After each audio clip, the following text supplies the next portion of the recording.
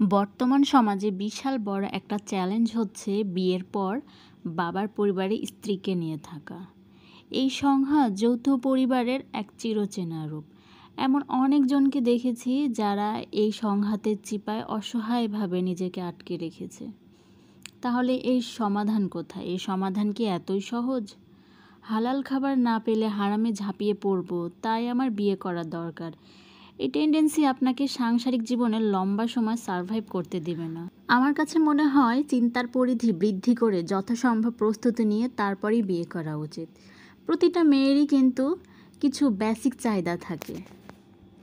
আমার একটা নিজের সংসারের খুব শখ ছিল, সম্পূর্ণ আমার অধিকার থাকবে যে সংসারে। যদি কখনো মাঝরাতে ঝুম বৃষ্টিতে ইচ্ছে করে খিচুড়ি খেতে, তবে বিনা বাধায় যেন তা করে নিতে পারি। কিংবা কোনো সন্ধ্যাবেলা যদি ইচ্ছে করে ফুচকা খেতে, তা যেন বানিয়ে খেতে পারি কোনো কৈফিয়ত দেওয়া ছাড়াই। যেখানে কখনো হিসেব দিতে হবে না যে চিনি কেন মাসের আগে শেষ হয়ে গেল, তেল কেন বেশি খরচ করে ফেলেছি। যেখানে কোনো নতুন রেসিপি বানানোর সময় ভয়ে ভয়ে থাকতে হবে না, যদি ভালো না হয় অপচার অপবাদ যদি গায়ে লেগে যায়।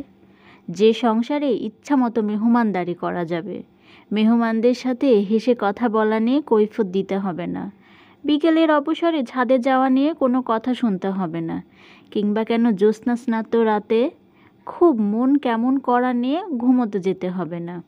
সকালের ঘুম দেরিতে ভাঙলে কিংবা দুপুরের ঘুম সময় মতো না ভাঙলে ভয়ে ভয়ে থাকতে হবে না। যেখানে সাধারণ অসুস্থতার সময় কিংবা পিরিয়ডে যন্ত্রণাময় দিনগুলোতে কাজ একটু কম করলে কেউ মুখ কালো করে কথা শোনাবে না।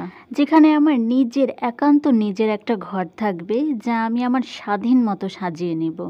একটা প্রাইভেট স্পেস থাকবে যেখানে আমার স্বামী ব্যতীত অন্য কেউ জবাবদিহি চাইতে আসবে না। স্বামীর কাছে যে কোনো ছোটোখাটো আবদার বড়সড় করে দাবি করে বসলেই পাছে কেউ ন্যাকামি বলে তাচ্ছিল্যের তীর ছুঁড়বে না। স্বামীর সাথে একান্তে সময় কাটালে বাঁকা চোখে কেউ তাকিয়ে থাকবে না। সামাজিকতার নামে গায়রে মারহাম আত্মীয়দের সামনে স্বামীর পরিবার ঠেলে পাঠাবে না। প্রাপ্তবয়স্ক দেবরকে প্রতিদিন খাবার বেড়ে দেওয়ার ছুতোয় তার সামনে যেতে হবে না। শাশুড়ি ননদদের নোংরা রাজনীতির শিকার হয়ে স্বামীর চক্ষুশূল হতে হবে না।